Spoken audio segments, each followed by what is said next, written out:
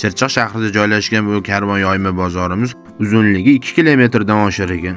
Bu bozorga kelsangiz o'zingizni parkda yurgandek his qilasiz. Yana eng qizig'i siz qanaqa qilib 2 kilometr bosib o'tganingizni tushunmay qolasiz.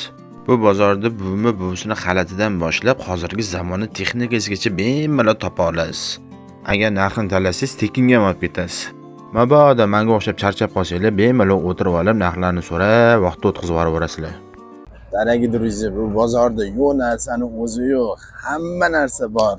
Faqat kelish kerak bo'ldi.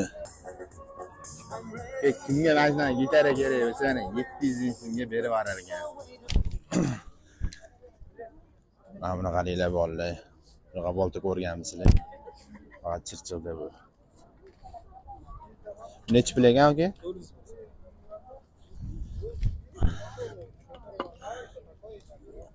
Bularchi? Kimga kerak bo'lsa shunaqasi. Kimga mana shunaqa kofe kerak bo'lsa, olib ketasizlar faqat. Karvon bozorida atiga 50 ming so'm. Hech qayerdan topolmaysizlar bunaqa sayuz narsani. Yoshligida ichishgan.